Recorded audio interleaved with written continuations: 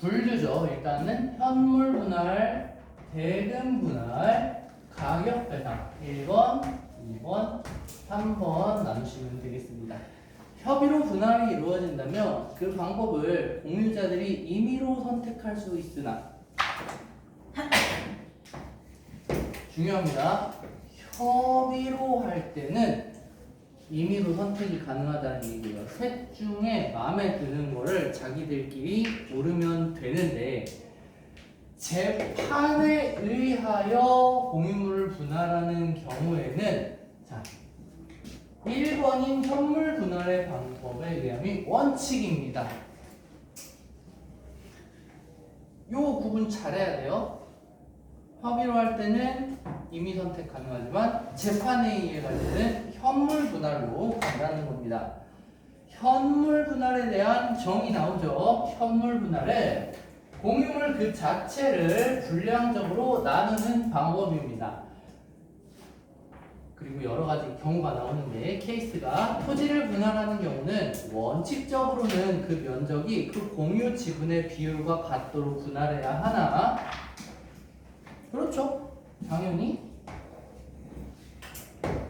비율에 맞게 토지 면적을 잘라주면 되는 건데 토지의 형상이나 위치 등으로 인해 경제적 가치가 균등하지 않을 때에는 이라는 말이 있습니다. 이게 왜 그러냐면요. 그냥 토지로 하니까 토지로 예를 들겠습니다. 이만큼에서 한 1000평 정도 땅이 있다라고 할게요. 그리고 내가 이 분할 청구 소송의 당사자야. 그래서 한 10% 정도 지분이 있다고 하겠습니다. 그럼 그 10%라고 하면은 여기서 그냥 100평만 받으면 되는 거 아니야? 라고 생각할 수 있어요. 근데 그러면 안 되지. 예를 들면 이 땅이 도로를 이렇게 지나간다고 치겠습니다. 그리고 내가 받을 100평이 여기야. 자, 그럼 내가 이 100평을 받았다고 칩시다. 이 100평을 가지고 내가 할 수 있는 게 아무것도 없어요. 왜냐하면 우리나라 법상 이 토지를 만약에 집을 짓겠다고 한다면 집을 지을 때 반드시 도로에 인접해야 됩니다. 공장이나 창고는 말할 것도 없어요. 도로에 인접해 있지 않으면 이거는 죽은 땅이라고 해서 맹지라고 불리게 됩니다. 이렇게 되면 내가 10분의 1을 받았다고 해도 이 땅의 전체 가치의 10분의 1을 받았다고 말할 수 있느냐? 없다라는 거예요. 그렇기 때문에 만약에 이런 경우에는 어떻게 한다는 겁니까? 경제적 가치가 지분 비율에 상응하도록 현물 분할하는 것도 가능하다라고 돼 있어요. 그러니까 예를 들면 맹지를 주는 대신에 뭐 좀 더 많이 준다든지 아니면은 도로에 접하는 게 중요하다면 이렇게 쪼개는 방법도 가능하겠죠.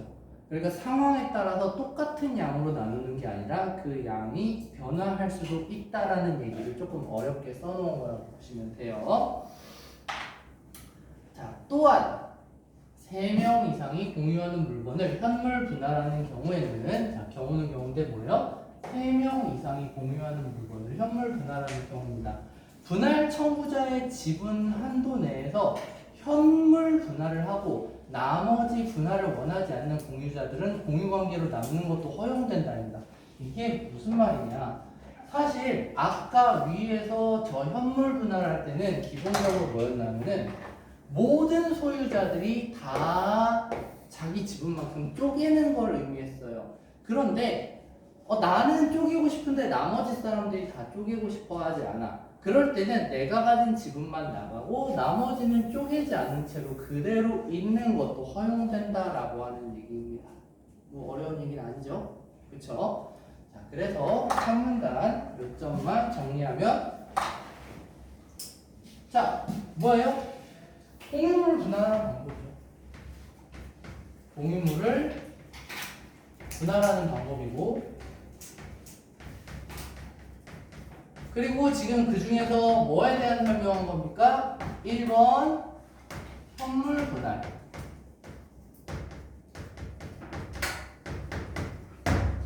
현물 분할에 대한 이야기를 하고 있는 거죠. 그럼 사실 두 번째랑 세 번째는 뭐 고민할 필요 없겠죠? 여기서는 대금 분할에 대한 얘기하고 있어요.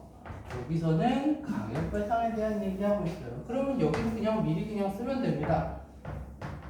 공유물을 분할하는 방법 2번 대금 분할 똑같죠? 3번 무슨 분할? 가격 분할이 아니라 이번엔 배상이 됩니다.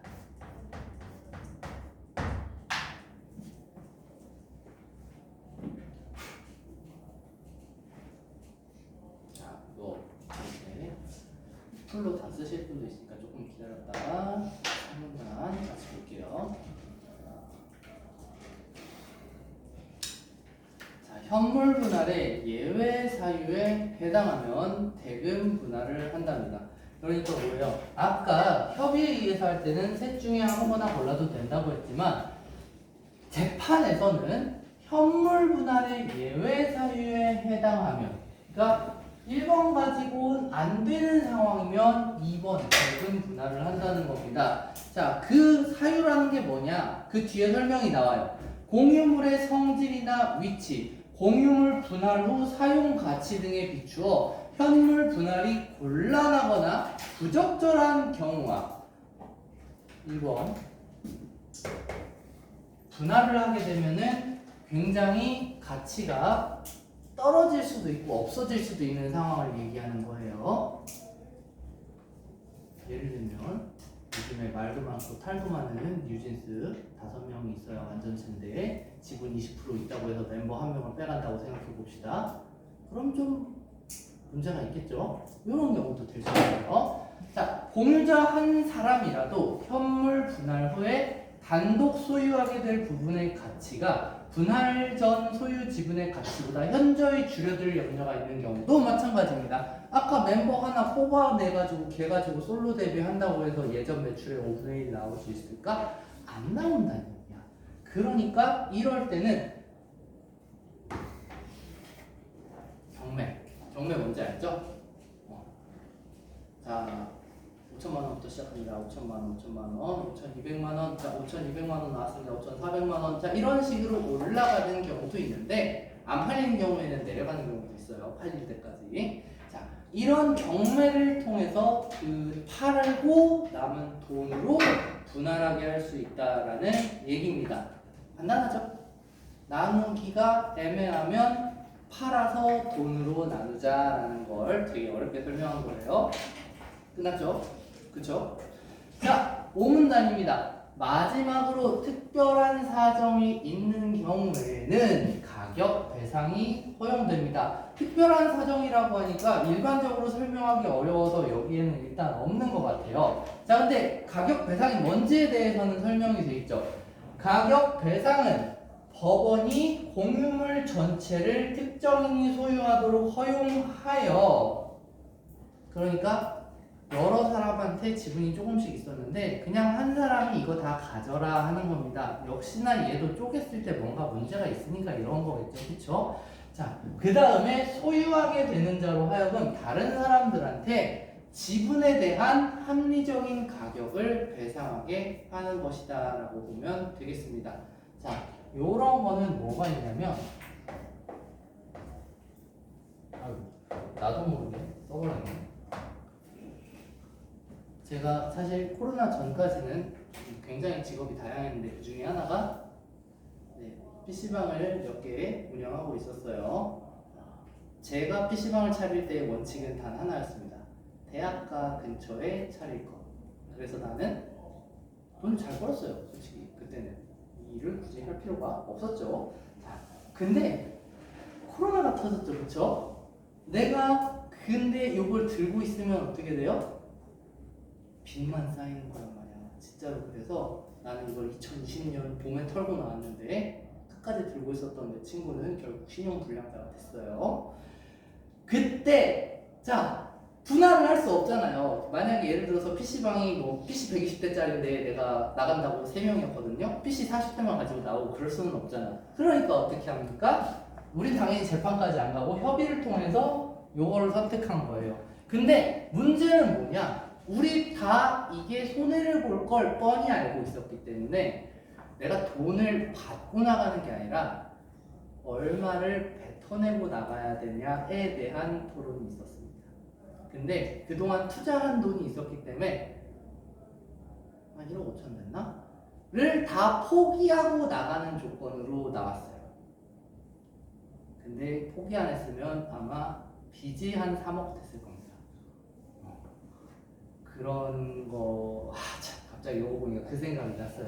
그러니까 가격 배상이라는 건 이 공유 관계를 청산하기 위해서 뭘 하는 거야?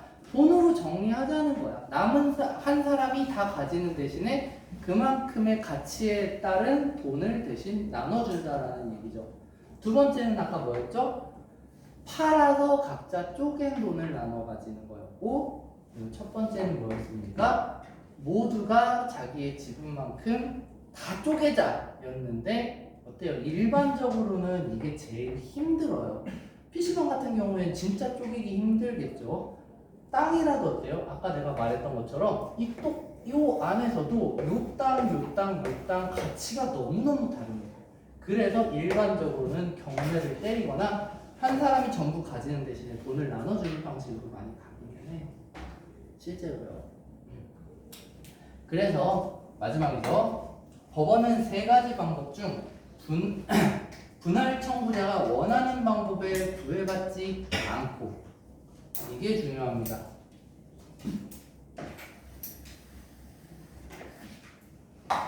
웬만하면 협의로 해야 되는 이유가 이거예요. 일단 원칙적으로 대금 분할을 현물 분할을 한다 이거야.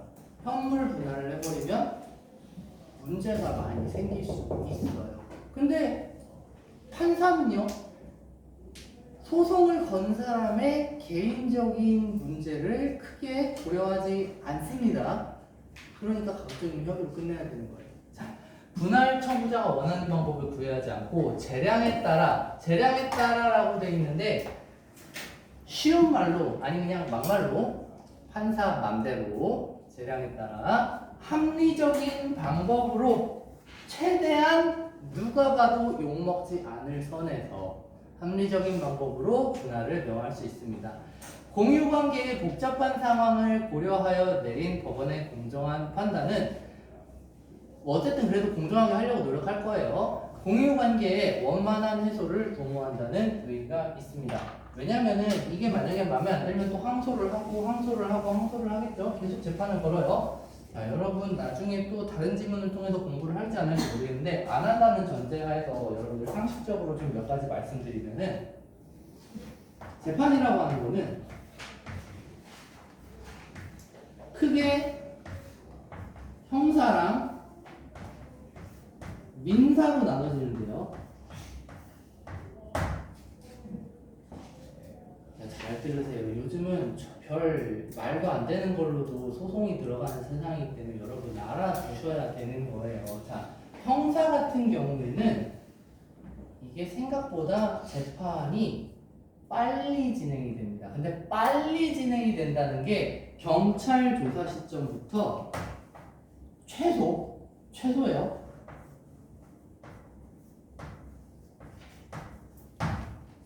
6개월.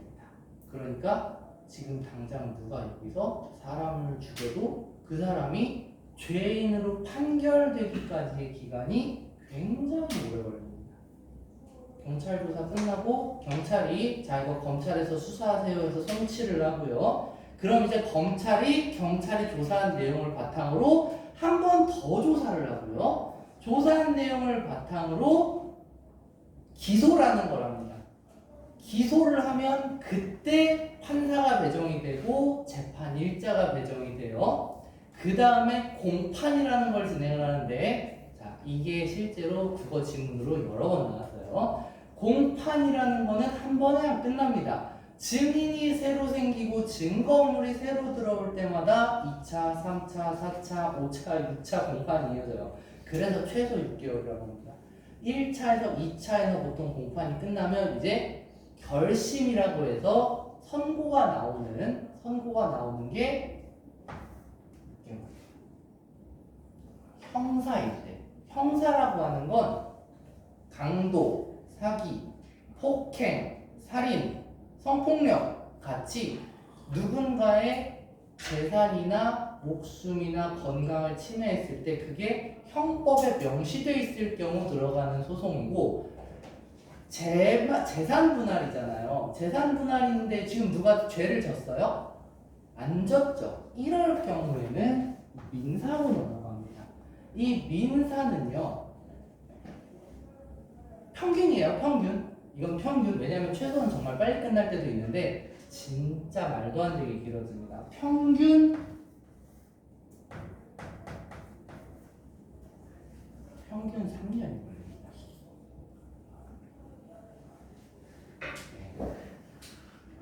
그래서 사실 그 표절이나 짝퉁 이런 거 있죠. 뭐 옷 디자인을 도용한다든지 노래 가사를 이제 표절한다든지 멜로디를 한다든지 이런 것들이 비일비재하게 일어나는 이유 중에 하나가 어차피 재판까지 시간이 너무 오래 걸립니다. 그러면은 그동안에 표절한 내용으로 매출을 싹 다 뽑아먹고 그냥 배상금 조금 내면 되는 거예요. 그리고 소송 거는 입장에서도 변호사를 써야 되는데 변호사 수임료가 몇백에서 몇천까지 천차만별이에요. 이기려면 당연히 많이 써야겠죠. 막상 이겨놓고도 변호사비 내고 나면은 손에 떨어지는 게 몇 푼 남지도 않은데 나는 이것 때문에 법원 왔다 갔다 한다고 시간은 시간대로 쓰고 마음은 마음대로 고생하고 굉장히 힘들어요. 그래서 이제 그런 사람들을 보호하기 위해서 있는 게 여러분들 뉴스에도 많이 들었을 겁니다. 가처분 소송이에요. 이거는 판결이 바로 안 나니까 먼저 일단 저 사람이 표절한 내 디자인 못 쓰게 막아주세요라고 하는 요청 같은 거예요. 그래서 이 민사나 형사 그리고 민사 형사에 들어가는 수많은 자료들 용어들이 정말 다양합니다. 그래서 말인데요. 혹시 지금 내가 고등학교를 졸업해서 뭔가 하고 싶은 게 명확하게 있는 사람이 있겠죠. 있는데 그렇게 많지는 않을 거예요. 없다면 저는 여러분들한테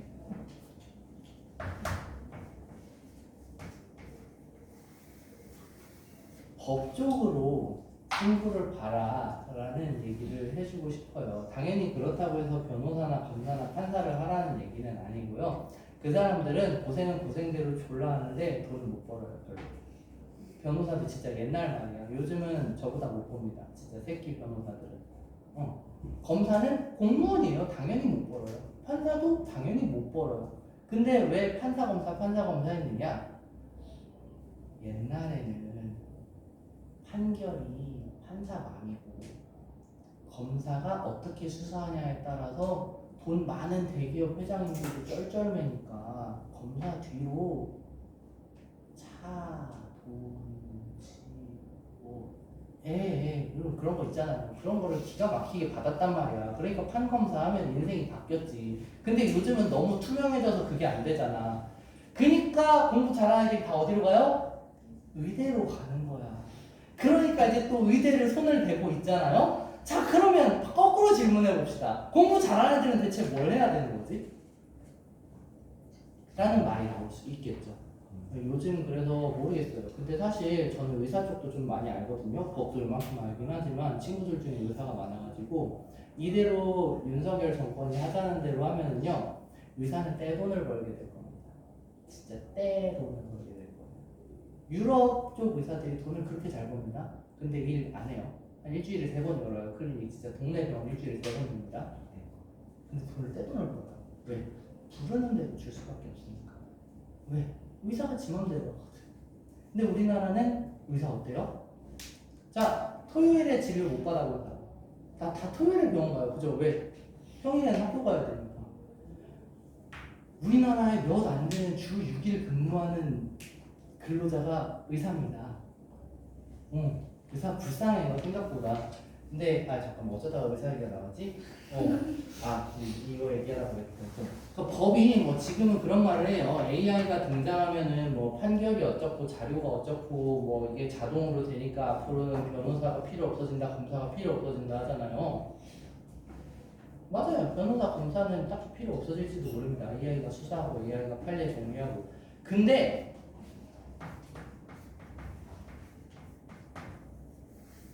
AI가 건드리지 못하는 부분들이 있어요. 분명히. 왜냐면 AI가 아직까지는 그 개개인 케이스에 대해서 명확하게 앞뒤 전후 관계에 대한 정리를 잘 못합니다. 그리고 판례 정리는 빨리 할 수 있죠.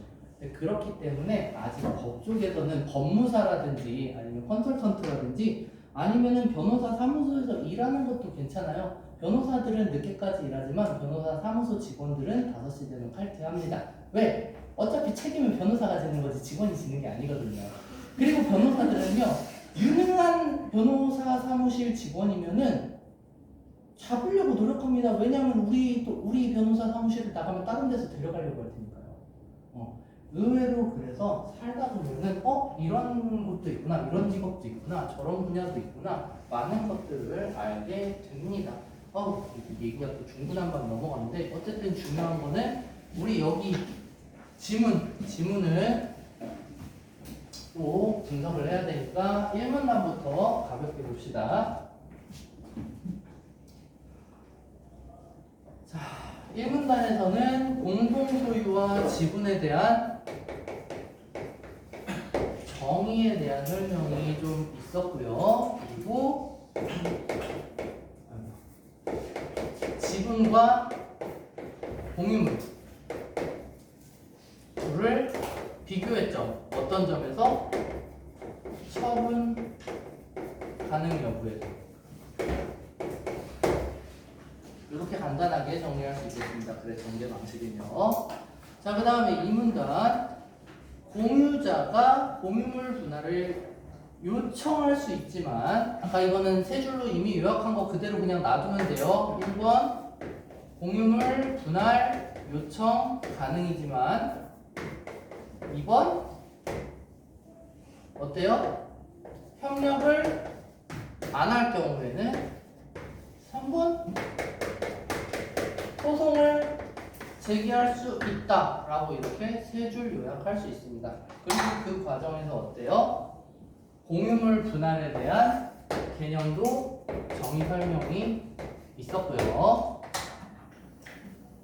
자, 세 번째 문단에서는 아까 말했듯이 공유물 분할하는 방법 세 가지 분류하고, 그 중에서 1번 현물 분할에 대한 개념 설명, 정의 설명이 있었고요. 근데 그 과정에서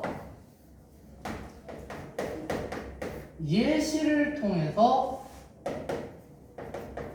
현물 분할의 특징을 서술하고 있습니다. 이럴 때는 이런 것도 허용되고 이럴 때는 이런 것이 허용된다 같이 케이스를 통해서 허용되는 부분들, 현물 분할의 특징을 서술을 하고 있죠. 자, 그 다음에 네 번째 문단은 뭐 그렇게 예를 통해서 하지는 않았고요. 대금 분할의 정의와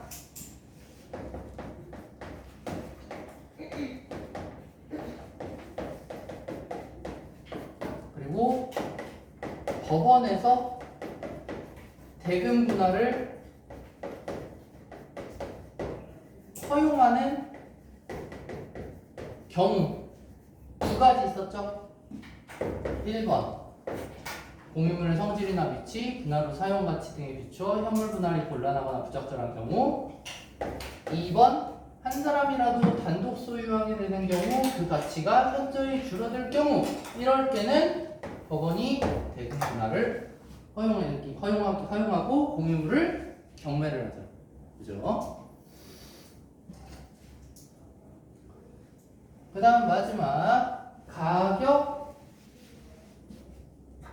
가격 배상의 정의만 나왔어요. 예시나 경우는 설명이 없었습니다. 그쵸? 그리고 마지막 법원의 공정한 판단은 뭡니까? 법원의 재량에 따라서 이 분할을 하게 되는 것에 의의죠. 그래서 육문단은 사실 뭐 따로 정의할 필요 없고 아까 여기다 썼던 내용만 그대로 놔두시면 되겠습니다. 공유물 분할 방법을 정하는 주체가 법원이라는 거. 안 썼었나요? 네. 씁시다. 공유물 분할 방법을 방법의 줄입시다. 주체의 법원.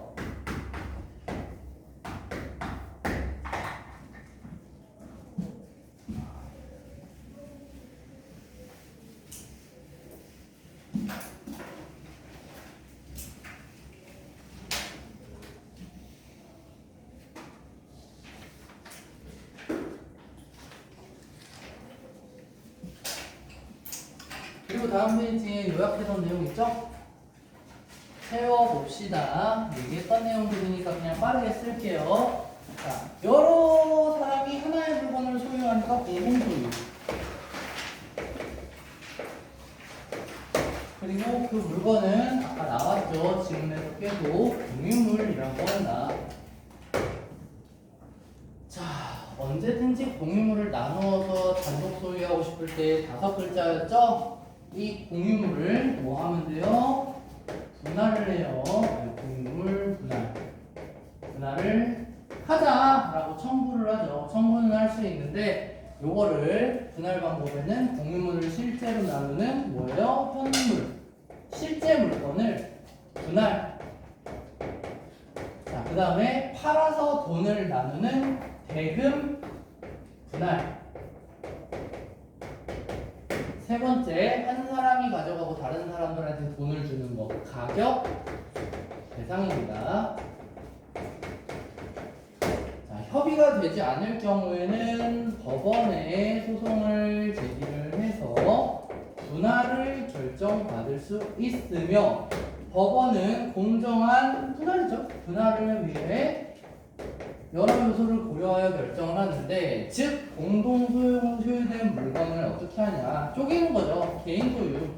공동소유를 개인 소유로 만들고 싶을 때 진행하는 절차가 요거 공유물 분할이고, 이를 통해 무슨 관계를 해소하는 겁니까? 공유 관계를 해소하는 거죠.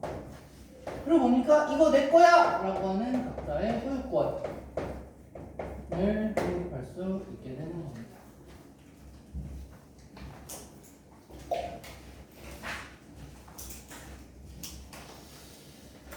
근데 뭐라? 진로 문제가 나와서 말인데요.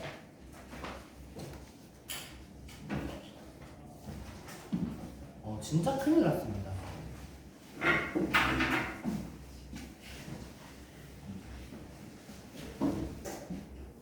여러분들 진짜 큰일 났어요.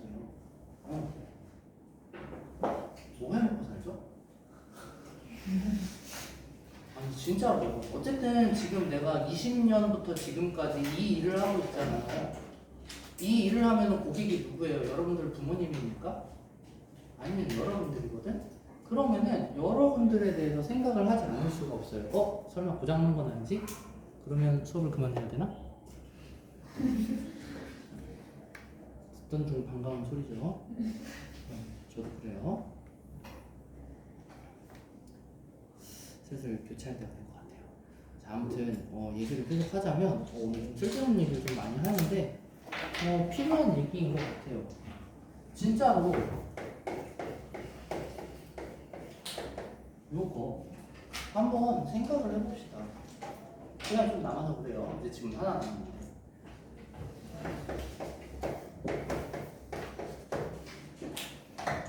자, 대학 사실 이름 별로 중요하지 않아요. 이제는 이름이 중요한 시대는 사실 끝났어. 왜냐면은 서울대 연세대 나와도요 이제 취업 안 되고요, 지방대학 나와도 내가 뭐 해야겠다라는 생각이 1학년 때부터 확실하면 그 사람은 취업 안 되면 나한테 찾아와요. 진짜 됩니다. 왜냐면요 니들 좀 이상해. 니들 좀 이상해. 아니 정확히는 니들이 아니라 니들 몇 년 선배들이 좀 많이 이상해. 그 사용자라고 하죠. 쉽게 말하면 사장이에요. 사장이 기대하는 직원의 모습이 요즘 사람들한테는, 그러니까 이제 20대 초중반한테는요 안 보여요. 열의 아홉은 내가 왜 이 직장에 와 있는지 모르는 것 같은 행동들을 합니다. 그래서 진짜 제가 장담하고 말씀드리는데, 여러분들은 피고용인이 될 거잖아요. 아까 부모님이 사장인 사람 아무도 없었어요. 그죠? 피고용인으로서 가져야 될 태도를 조금 기분이 나쁘더라도 20세기 사람들이 쓴 책을 보고 조금만 배워서 그거를 진짜 반만 실천해도 에이스가 됩니다. 진짜 서울대, 연세대, 고려대 나오는 애들보다 훨씬 더 대우를 받을 수가 있어요. 왜냐하면 결국 일이라고 하는 것은요, 자 이거 중요합니다. 내가 사장이 아닌 한 시키는 일을 하는 거예요. 그렇죠? 시키는 일을 한다는 건 여러분들한테 엄청나게 어렵거나 창조적인 역할을 요구하는 게 아닙니다. 충분히 그냥 꾸준히 노력하면 얼마든지 할 수 있는 일인 경우가 대부분이에요. 자, 이걸 내가 왜 이렇게 장담할 수 있냐면, 선생님의 학과는요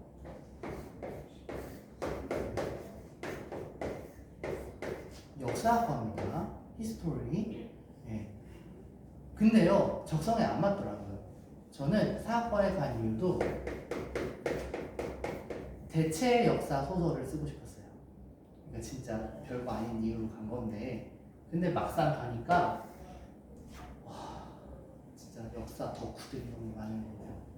근데 정말 너무 싫더라고요. 한자 하나 틀린 거 가지고 그거 가지고 막 3시간 동안 술 먹으면서 싸우는 선배들도 있었어요. 이 한자가 맞다, 저 한자가 맞다고. 진짜 그 사람들 진심이더라고. 나는 이 사람들과 같이 공부할 자신이 없어서 복수 전공으로 어디로 갔느냐? 여태까지 이걸 맞춘 사람이 아무도 없었어요. 저번에 말씀하셨어요. 맞아요. 했어요. 이제 매울보에서 하면 안 했구나. 식품 영양을 봤단 말이에요. 처음에는 저번에 이거까지 말했을 거야. 그러면 이거 하러 가려고 했다고. 발레 파킹. 라스베가스에서 발레 파킹을 하면 변호사보다 돈을 많이 벌 수 있으니까. 근데 이것도 아빠가 부동산에 투자를 했는데 2008년에 서브프라임 모기지론이 터지면서 저기 덕수 구리에 있던 아파트 짓던 회사들이 다 망했어요. 그래서 아빠 돈도 다 휴지 조각이 된 거야. 근데 미국에 넘어갈 돈이 없었어. 그래서 취업을 하려고 갔더니 남들 다 삼성, LG 간대. 그리고 진짜 솔직하게 말하면 저 입사했을 때가 사실 진짜 대기업에서 사람들을 쓸어 담던 거의 마지막이었어요. 삼성에서도 이제 막 5,000명 넘게 뽑는데, 그러니까 이제 그 중에서 나는 계열사를 골랐지. 전자를 갈까 아니면 뭐 생명을 갈까. 근데 알아보니까 전자보다 일은 덜 힘든데 돈을 많이 버는 게 중공업인 거야. 뭐 하는 회사인가 알아봤더니 배 만드는 회사인 거예요. 그래서 본사가 어디냐? 거제도에 있었어요. 이건 중요한 게 아니죠. 그래서 어쨌든 들어갔는데, 들어가서 내가 하는 일이 뭐였냐면은, 혹시 그것도 얘기했나요? 네. 인문학의 끝판왕이 공대의 끝판왕 애들이 모이는 데 가서 일을 한 거란 말이에요. 근데요, 진짜 뻥안 치고 공대 애들보다 내가 더 잘했어요. 진짜로. 왜냐면 어차피 중요한 건 다 알려줍니다. 누가? 선배들이 알려주고 팀장님이 알려주고 다 알려줘요. 그럼 나는 이걸 뭐만 하면 되냐면 빨리 흡수하기만 하면 돼요. 근데 솔직히 말해서 흡수하는데 하루 8시간 일해갖고 돼요? 안 돼요. 일하는 동안에는 그냥 관계 부서에서 전화 오는 거 받아요. 물건 언제 와요? 물건 뭐 어디까지 왔어요? 이런 거 이제 전화 오고, 그 다음에 그럼 이제 내가 전화를 해야죠. 물건 보내주는 데다가 물건 언제까지 돼요? 근데 언제까지 된다고 말은 해요. 근데 그거 거짓말인 거 딱 알아요. 그럼 이제 출장 보고서를 씁니다. 팀장님한테 저 여기 좀 갔다 와야겠어요. 출장 보고서를 쓰고 어떻게 해요? 진짜 가야 될 거 아니에요. 거제도에서 이제 김해, 양산, 대구 이런 데 갑니다. 공장으로. 가서 사장님 아무것도 안 돼 있잖아요. 장난쳐요? 이제 또 신랑이를 버려야겠죠? 신랑이를 버리고 그럼 언제까지 된다는 약속을 받아요. 약속을 받았으면 이제 그걸로 뭐 해야 돼요? 보고서를 써야 돼요. 보고서를 이제 또 팀장님한테 드려야 되죠. 이게 계속 반복이 되니까 실제로 내가 일을 배우는 시간은 퇴근하고 해야 돼. 그러니까 뭐 진짜 어떤 마인드로 살았냐면 일요일에 서울에서 거제도로 가는 버스를 탑승하는 시간이 일요일 오후 6시 반이고요. 금요일에 다시 서울로 올라가는 버스를 타는 시간이 금요일 오후 6시 반입니다. 출근을 일요일 오후 6시 반에 하고 퇴근을 금요일 오후 6시 반에 한다는 생각을 했어요. 근데 그렇게 되니까 업무 적응도 적응이지만은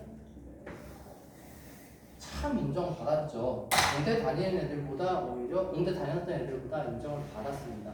그래서 그건 뭐냐? 지금 여러분들이 어쨌든 그 성적을 위해서 열심히 공부를 하긴 하지만 나는 성적은 중요하지 않다는 말을 하고 싶은 거예요.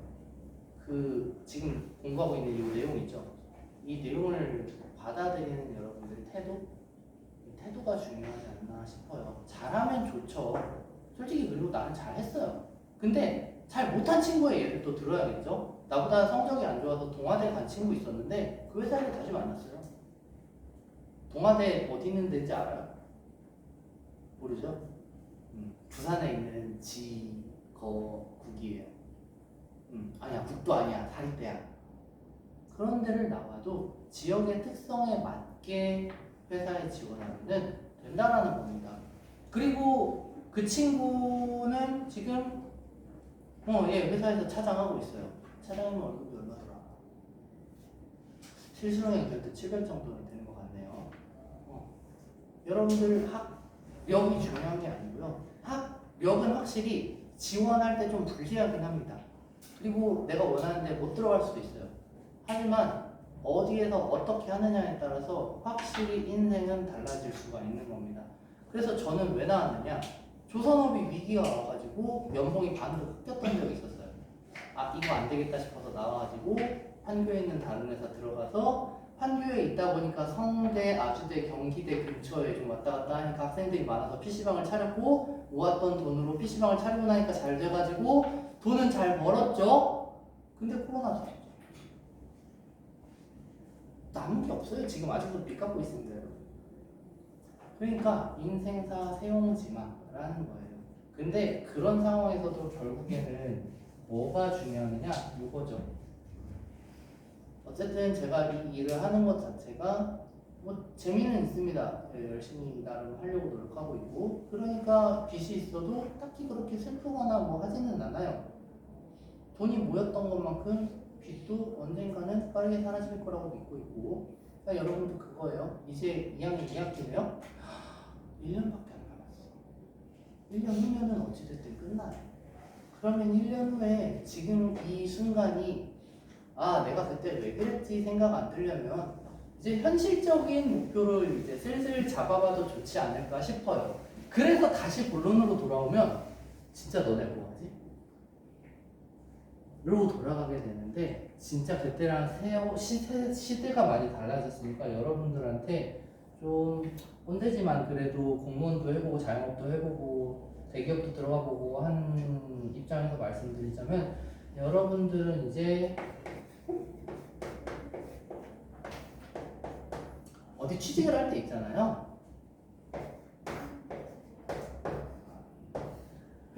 이런 거 별로 신경 쓰지 마세요. 왜냐면은 옛날에는 대기업에서 사람을 많이 뽑았어요. 그러면 대기업에 들어가지 못한 사람은 능력이 없는 사람이 됐습니다.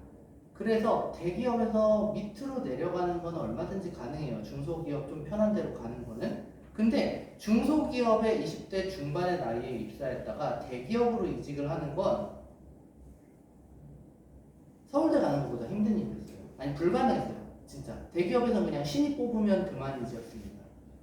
근데 이제는 좀 많이 달라졌어요. 대기업에서 사람을 안 뽑습니다. 신입을 안 뽑아요. 두 가지 이유가 있어요. 여러분이 어떻게 생각하실지 모르겠지만 사실 이제 대한민국의 성장은 끝났습니다. 끝났어요. 내가 어떻게 그걸 여러분들한테 확신에 차서 얘기하냐면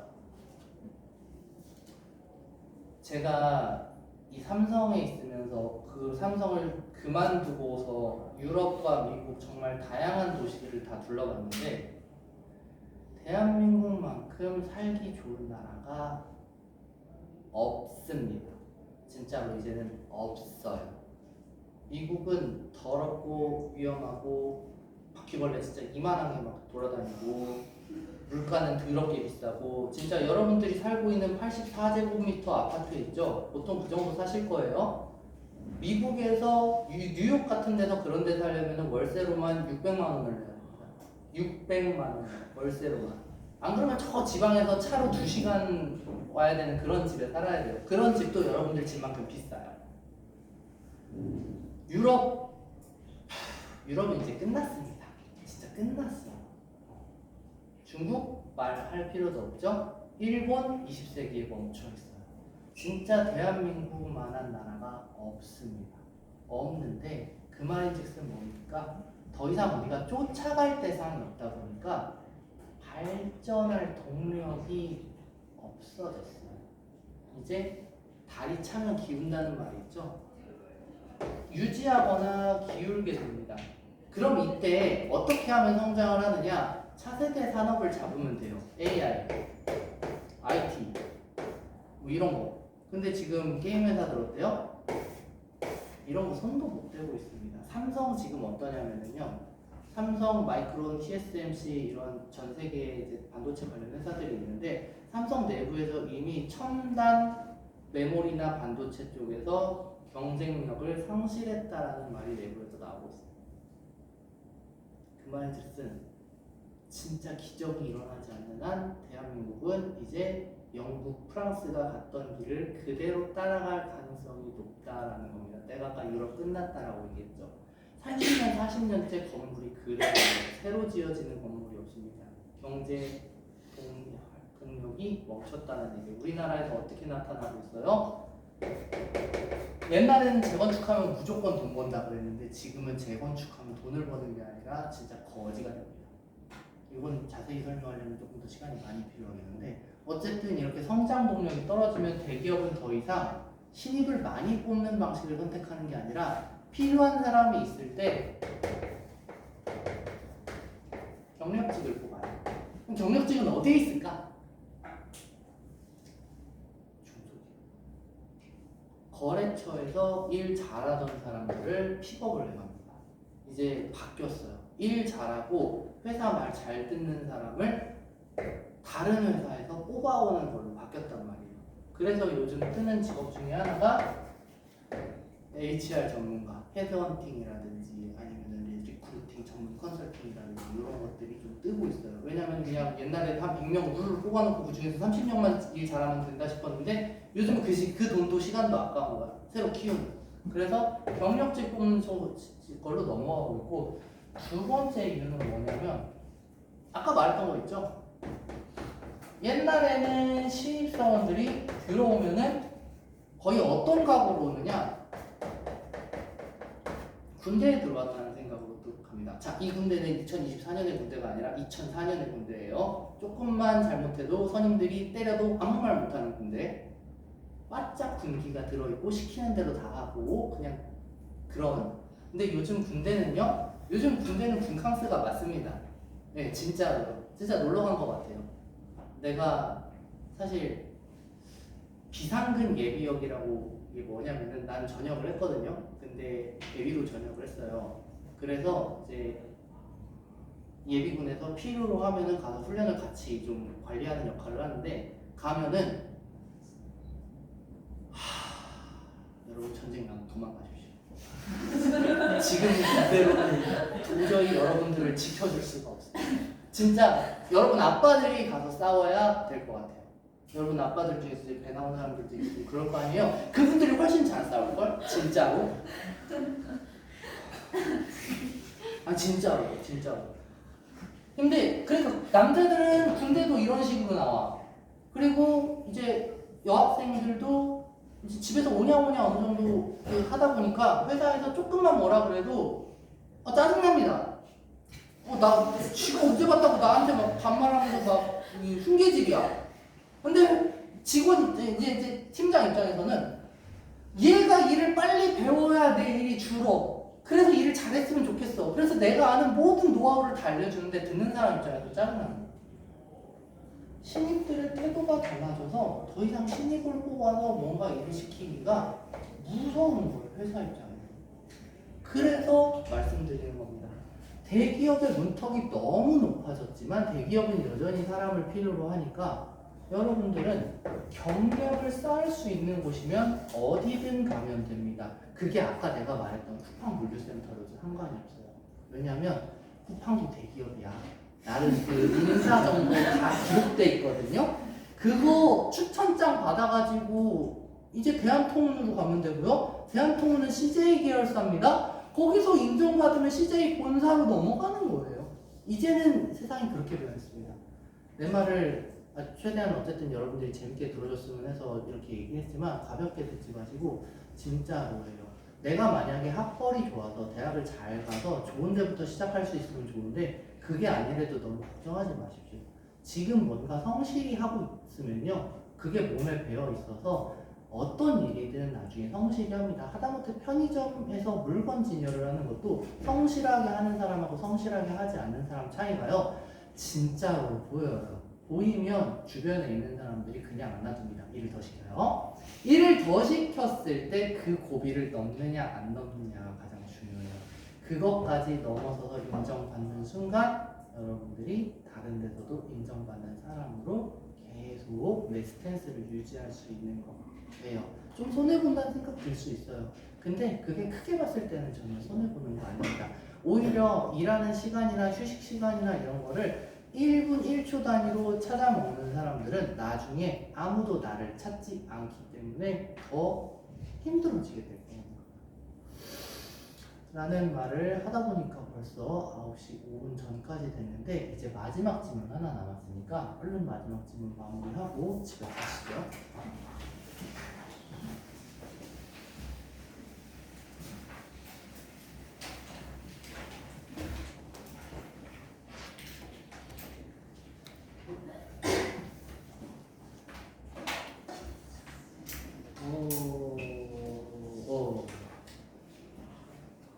마지막 질문이 근데 지금 보니까 좀 만만치 않은 질문이긴 하네요. 거기다가 가, 나 두 개로 나눠져 있어요. 자, 근데 과학이니까 그냥 잘 따라만 오시면 됩니다. 시작할게요. 촉각을 통해 가상 환경의 물체와 사용자를 연결하는 장치를 햅틱 장치라고 하며, 자, 햅틱 장치에 대한 정의죠. 이 장치는 주로 사용자의 손을 통해 가상 물체에 관한 정보를 전달한다고 하는 기본적인 기능 설명을 하고 있습니다. 자, 사용자가 햅틱 장치를 통해 가상 물체를 만지면 가상 환경 시스템은 물리적 신호에 해당하는 포스 피드백을 사용자에게 전달하고 이 사용자는 포스 피드백에 의해 가상 물체를 만지고 있다고 인지하게 된다라는 거를 간단하게 그림으로 그려보면요. 사용자가 햅틱 장치를 통해서 가상 물체를 만집니다. 요렇게요.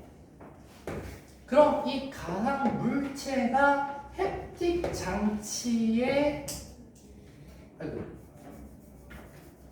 가상 환경 시스템이죠. 가상 환경 시스템. 이게 가상 환경 시스템이에요. 가상 환경 시스템. 이 시스템이 사용자한테 뭘 전달해요? 포스 피드백.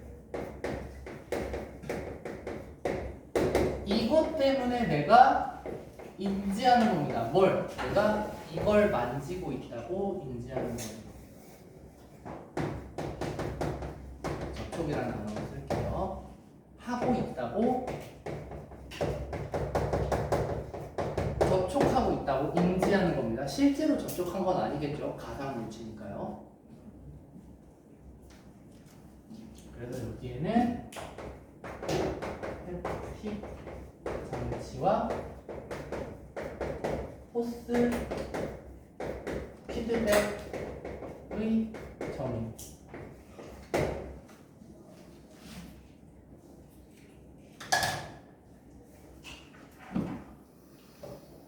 자, 이 문단입니다. 진동 촉감은 물리적 신호에 해당하는 대표적인 포스 피드백으로, 그러니까 이 포스 피드백 중에 진동 촉감이라는 게 있다는 거예요.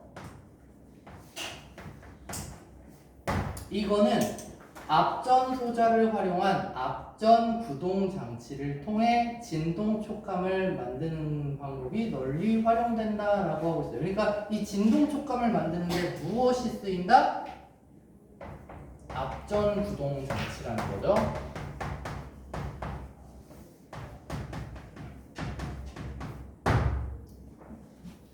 근데 이 앞전 구동 장치는 앞전 소자라는 걸 활용하는데, 자, 이제 이 앞전 소자에 대한 설명이 나와요. 앞전 소자에서 양전기를 띠는 쪽에 음극을 연결하고 음전기를 띠는 쪽에 양극을 연결한 후 전압을 가하면 쌍극자들이 음극과 양극으로 각각 끌려가서 전체적으로 암전 소자가 늘어나는 인장 현상이 일어난다. 너무 어려우니까 정리합시다. 자, 양전기의 음극 연결, 음전기의 양극 연결하면 인장 현상이 일어난다. 맞축하세요, 그냥. 여러분들 자석으로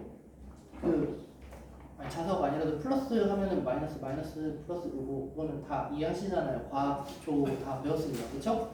그래서 플러스 마이너스 연결하면 인장 현상이 일어나는데, 자, 반대로 연결하면 어때요? 자석이 같은 길이 하면 밀어내는 성질 있죠? 그래서 반대로 연결하면 수축 현상이 일어난다. 이거 그냥 이렇게 합시다. 이렇게 연결해주면 인장 현상이 일어나는데,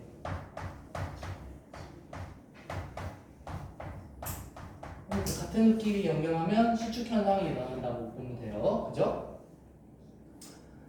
이때 앞전 소자의 인장과 수축이 빠르게 반복된다라고 하는 거는 다시 말하면 뭡니까? 인장과 수축이 일어난다는 건, 인장이 일어날 때는 각각 다른 극끼리 연결되고 수축 현상이 일어날 때는 같은 극끼리 연결되죠. 그러니까 이렇게 연결했다, 이렇게 연결했다, 이렇게 연결했다, 이렇게 연결했다 하는 걸 빠르게 반복을 하면 진동이 발생하고, 이 앞전 소자의 인장과 수축 정도는 여기 중요해요.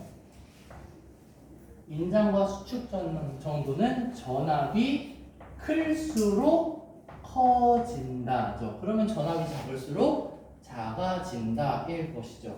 과학에서는 뭐뭐 할수록 뭐뭐 한다 나오면 이거는 선택지로 무조건 물어볼 수 있다라고 얘기했어요. 여기는 전체적으로 무슨 얘기를 하는 거냐?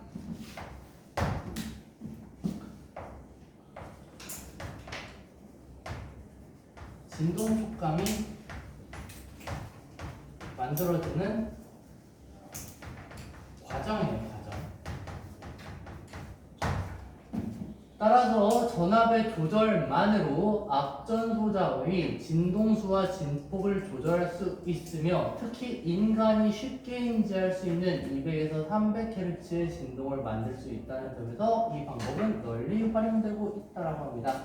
여기서는 진동 촉감을 활용한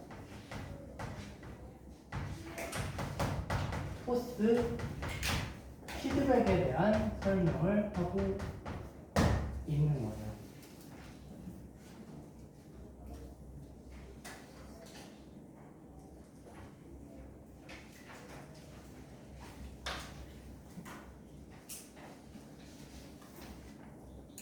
이런 질문은 설명을 할 때마다 느끼는 게 뭐냐면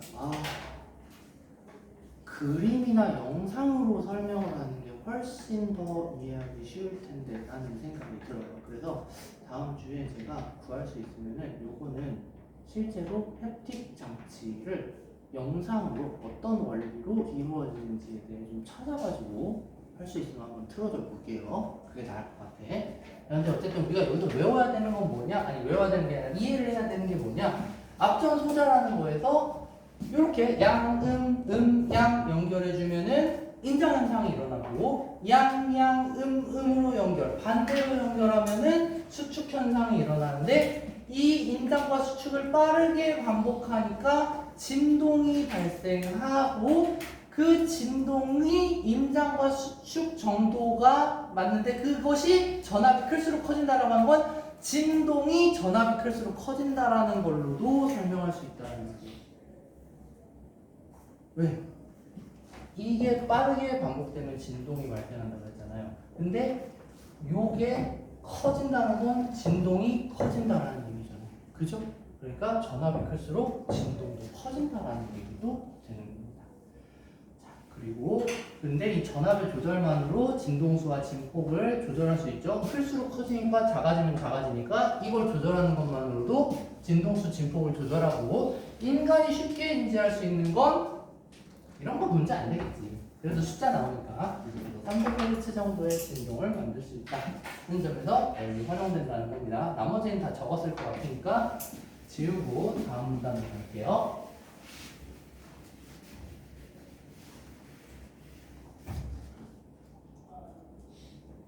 자, 마지막 문단이에요. 가에서 한편 햅틱 장치로 물체 표면의 거칠기에 대한 포스 피드백을 전달하면 자, 그러니까 지금 이 얘기예요. 지금 그려놓은 거 일부러 안 지웠죠. 물체 표면의 거칠기에 대한 포스 피드백을 전달하면 사용자는 만지는 가상물체의 종류를 파악할 수 있는데 거칠기에 대한 포스 피드백은 자, 요거는 뭘 통해서 만들 수 있다? 스퀴즈 필름을 통해 만들 수 있다. 그럼 스퀴즈 필름에 대한 설명이 나와야겠죠? 초음파 진동수로 진동하는 물체의 표면에 손가락을 가까이 가져가면 자, 여기서 이거 끊을게요. 손가락을 초음파 진동수로 진동하는 물체에 가까이 가져갑니다. 그러면은 진동 표면과 손가락 사이의 공기압이 주변의 공기압보다 당연히 높아지겠죠. 이렇게 누르니까 주변의 공기압은 그냥 가만히 있는데 내가 이렇게 하면 어떻게 되겠어요? 여기 압력이 생기겠죠. 압력이 생기면 압력이 높아져서 접촉면 사이에 압축된 얇은 공기축이 형성되어 진동 표면의 마찰 계수가 감소하여 마찰력이 작아진다. 자, 그러면 이게 너무 어려우니까 진짜 필요한 부분만 정리하자. 자,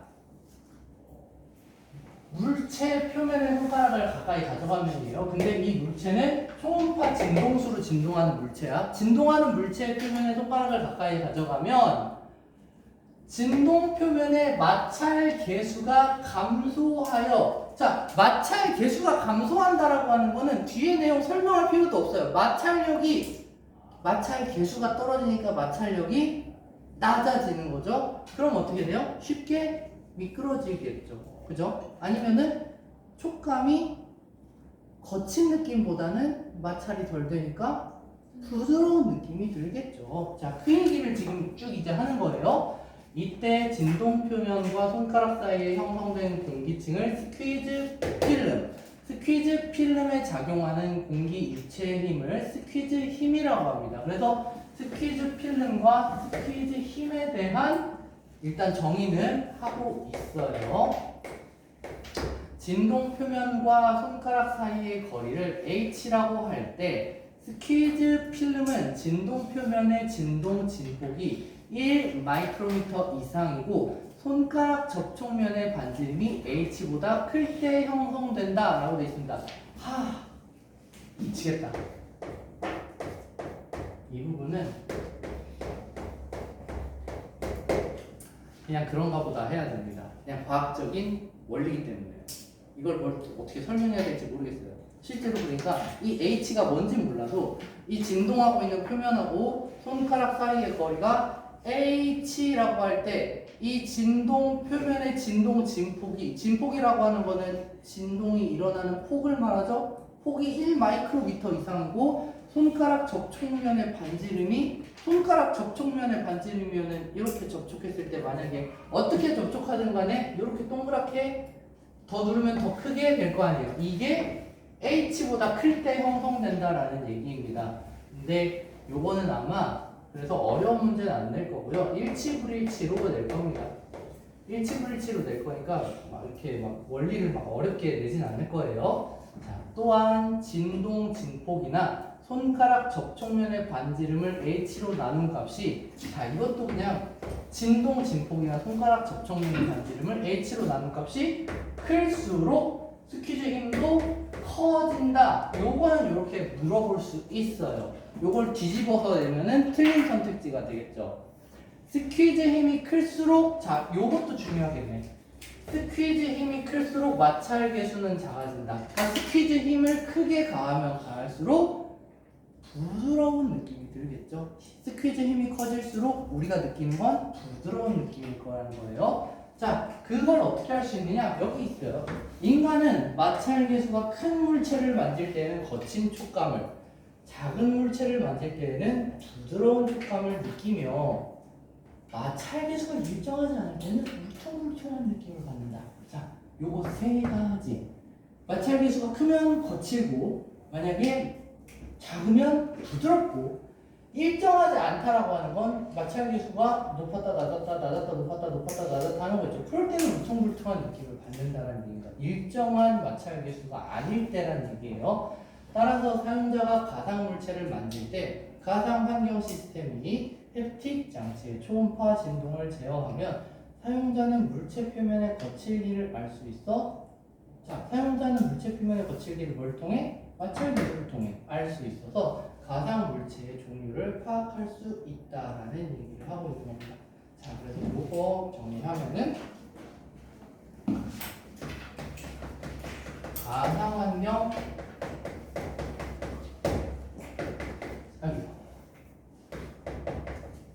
시스템에서 활용하는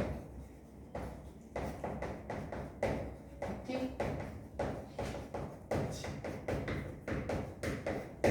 이렇게 정리하시면 되겠습니다. 자, 과학 지문이고 뭔가 내용이 어려워 보이기는 하는데요. 사실 쉽게 생각하면 되게 쉬워요. 왜냐면은 이걸 가지고 응용 문제를 낸다? 여러분들 국어 선생님이 진짜로? 에이, 그건 아니지. 그래서 어떤 문제를 내실 거냐? 일치불일치 문제나 추론 문제 위주로 내실 것이고, 만약에 여러분들한테 응용 문제를 내신다면 실제로 구모 지문에서 있었던 적용 문제를 활용해서 문제를 내실 겁니다. 그래서 과제로 이미 지금 여러분들한테 구모 유사 문제 조금 뽑아서 지금 준비해놨으니까 이따가 수업 끝날 때 가져가셔서 풀어보시면 돼요. 자, 그럼 이제 마지막 나지문 얼른 하고 마무리할게요.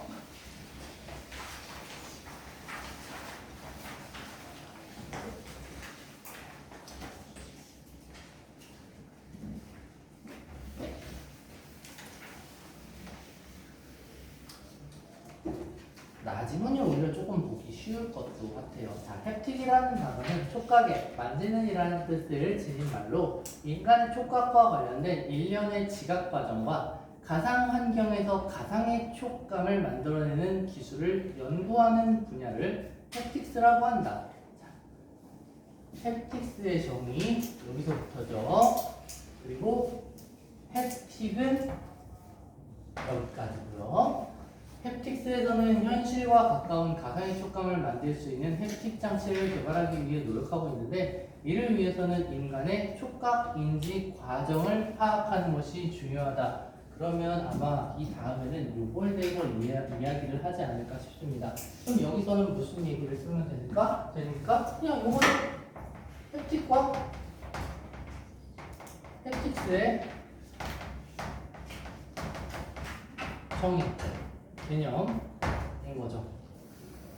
자, 이 문단이에요. 외부의 특정 자극이 피부에 닿으면 피부에 있는 수용체가 활성화되어 전기적 신호가 발생하고, 자, 과정이네, 전체적으로. 1번 외부의 특정 자극이 피부에 닿으면 피부에 있는 수용체가 활성화돼서 전기적 신호가 발생합니다. 그러면 이 신호가 뇌의 체감각 피질로 전달돼서 인간이 외부 자극을 자각하게 되는 과정이 나타나고 있어요. 이때 수용체에서 발생하는 전기적 신호는 여기서도 또 나오죠? 전기적 신호는 자극이 강해질수록 커지며 체감각 피질에서 넓은 영역을 차지하는 신체의 피부일수록 자극에 민감하게 반응하는데, 자, 체감각 피질이라고 하는 건 말 그대로 감각을 느끼는 피부예요. 넓은 영역을 차지하는 신체의 피부일수록 자극에 민감하게 반응한다. 그러니까 여기 넓은 영역일수록 민감하게 반응하는데 인간의 손은 다른 체감각 피질의 영역보다 넓어요. 그래서 가해지는 자극에 민감하게 반응할 수 있습니다. 자, 여기서는 일단 뭘 쓰면 되냐면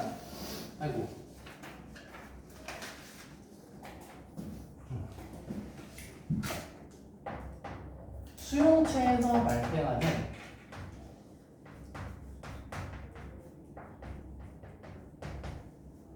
전기적 신호와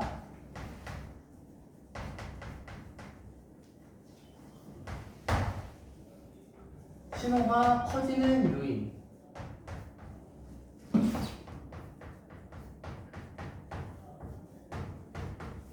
실제로 체감각 피질을 여러분들한테 이해하기 쉽게 그린 그림들을 보면은요, 사람이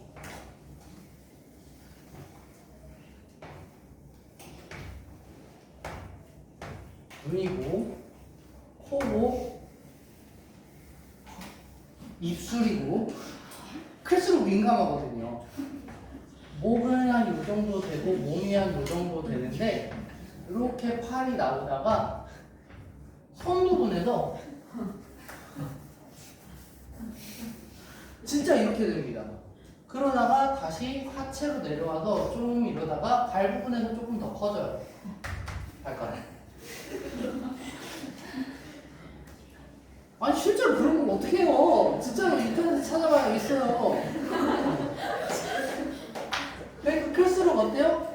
잘 느껴진단 말이야. 근데 손이 봐요. 다른 신체보다 넓으니까 손에 가해지는 자극에는 민감하게 반응할 수밖에 없다라는 얘기예요. 알겠죠? 자, 그러면 한 문단 보고 갈게요.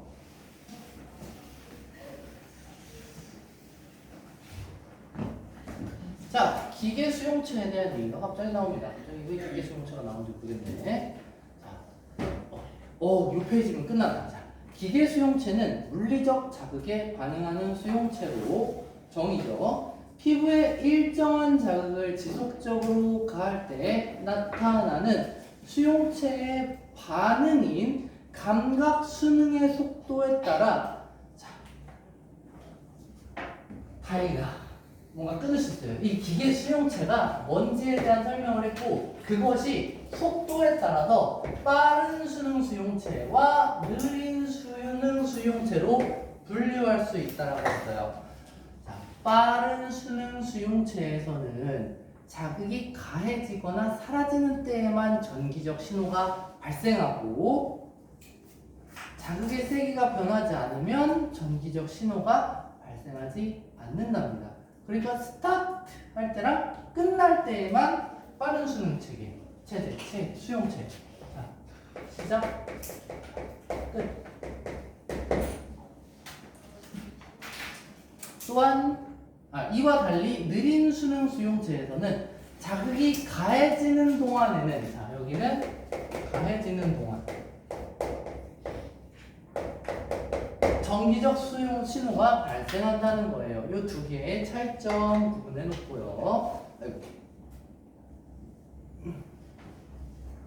어디까지 왔을까? 자, 또한 기계 수용체는 감각 수용장의 넓이에 따라 자 아까는 속도에 따라 구분했죠? 이번에는 넓이에 따라 그 지름이 2에서 8mm 지름이 작은 1수용체와 지름이 10에서 1000mm면은 와우 엄청 크네요. 100cm 그러니까 큰 타입 2수용체로 나눌 수 있습니다. 지금 여기서도 분류 들어갔죠. 감각 수용장이 근데 대체 뭐냐 여기서 나왔으니까 여기서 정의도 나와주죠. 수용체가 자극을 받아들일 수 있는 영역으로 자 수용체의 지름이 클수록 하나의 수용체가 담당하는 영역은 넓어지지만 지각의 정확도는 떨어진대요.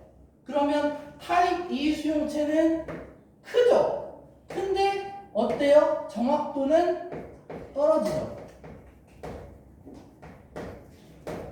타입 1은 지름이 작지만 작을수록 정확도가 높다고 했으니까 얘는 정확도가 높은 수용체라는 얘기입니다.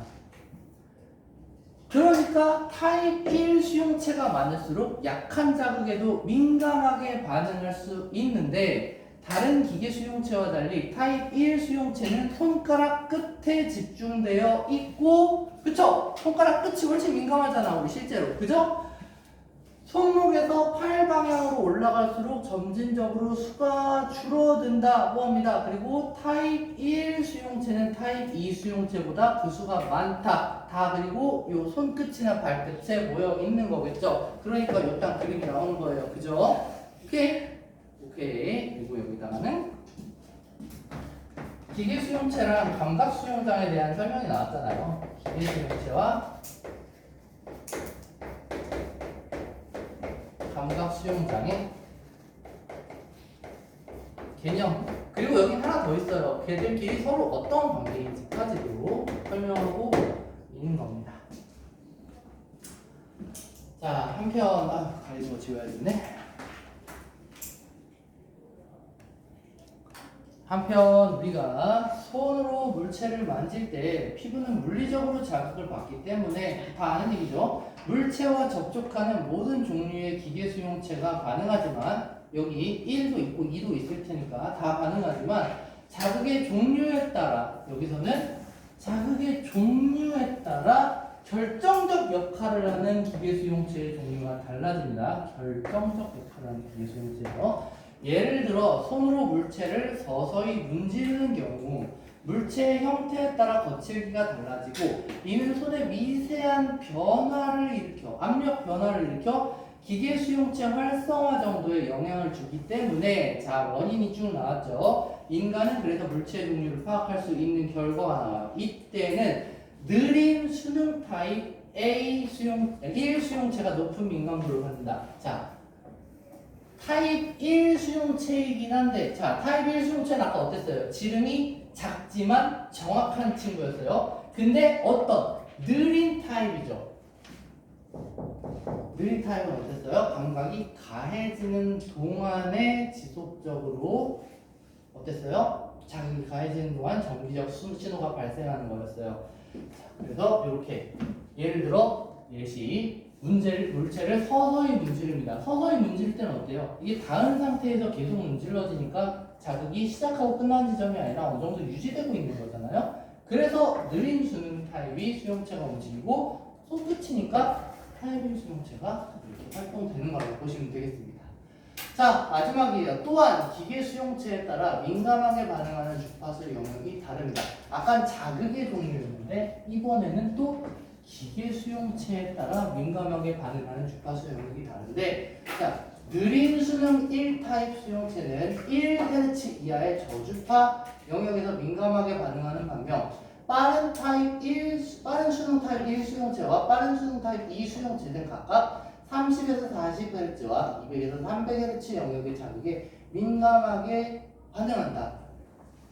그러니까 여기는 1번, 2번, 3번 있고 요게 1번 값, 2번 값, 3번 값이라고 기억을 해놓으면 차라리 쉬울 거예요. 그리고 빠른 수능 타입 이 수용체는 기계 수용체 중에서 역치가 가장 낮아 해당 영역 주파수의 미세한 자극 변화를 감지하는 역할을 한다라고 하는데요. 자, 이거 역치가 가장 낮다라고 했는데 역치가 무슨 뜻인지 혹시 정확하게 모를 수도 있으니까 설명을 하면은 무언가가 변화할 때 그 변화를 감지할 수 있는 수치예요. 그래서 역치가 높으면 높을수록 변화가 있을 때 알아채기가 힘듭니다. 하지만 역치가 낮으면 낮을수록 뭔가 변화가 있을 때 그걸 빨리 알아차린다고 보시면 될 거예요. 이런 걸 역치라고 하는데 그 역치가 빠른 수능 타입 이 수용체가 제일 낮으니까 그 친구가 주파수의 미세한 자극 변화를 감지하는 역할을 한다라고 보시면 되겠죠. 단순한 사실에 대한 나열 같기도 하기 때문에 하나하나 문장에 대한 내 정보를 여러분들한테 조금 숙지시킬 필요가 있어요. 그래서 문제를 풀어보는 것도 풀어본 거지만 자, 다음 주 클리닉 있어요. 다음 주 클리닉 있는데 자, 솔직히 여러분들 한 절반 정도는 이번 주에도 클리닉을 받지 않았어요. 클리닉 별거 아닙니다. 제가 이번에 클리닉 자료 미리 나눠줬죠. 다 풀어보시라고.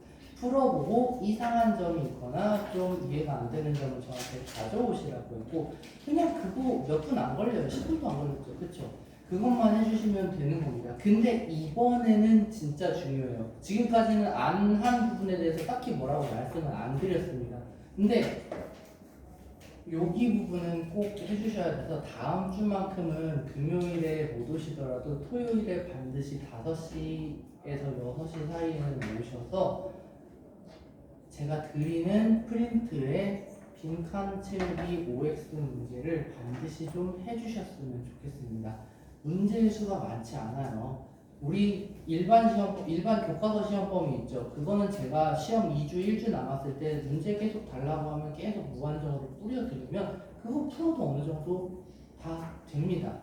근데 부모는 조금 달라요. 지금까지 여러분들이 1학년 때도 부모나 육모 이런 걸로 시험 범위가 들어가셨을지 모르겠는데 한 번도 안 들어갔다면은 이번에는 제 말을 좀 들어주셔야 돼요. 진짜로 지문을 완벽하게 내 걸로 만들어 놓으면은 선생님들이 아무리 머리를 써서 문제를 만들어 보셔도 다 거기서 더 웃긴 거예요. 그러니까 이것도 이거지만 독서 지문도 확실하게 분석해서 내 걸로 만드는 게 이번 중간고사 그리고 기말고사까지 하실 일이다라고 생각하셨으면 좋겠어요. 자, 오늘 수업은 여기까지 하고요. 다음 주 클리닉 때까지 풀어오실 과제 지금 나눠드릴 테니까 가져가셔서 풀어보시고 뒤에 정답 다 있으니까 채점까지 하고 클리닉 정말 오기 귀찮아요 라고 하시면은 틀렸는데 잘 이해가 안 된 문제들만 사진 찍어서 문자로 보내주셔도 괜찮아요. 그러면은 제가 문자로 다 정답 왜 안 되는지 오답이 왜 정답이 안 되는지 설명해 드릴 거고 클리닉 자료 그냥 보내드릴게요. 한번 알아서 채워보시면 돼요. 아 맞다. 뒤에 시간이 없어서 이 뒤에 부분은 제가 파일로 보내드리겠습니다. 한번 직접 채워보시면 좋을 것 같아요. 자, 혹시 카카오톡 안 쓰시는 분 간혹 있으시던데 없으면은 휴대폰 번호 저장하면 다 뜨죠? 그러면 제가 카카오톡으로 이 뒤에 내용 하나 네? 하나 뭐라고요? 이렇게요. 부족해요? 왜요?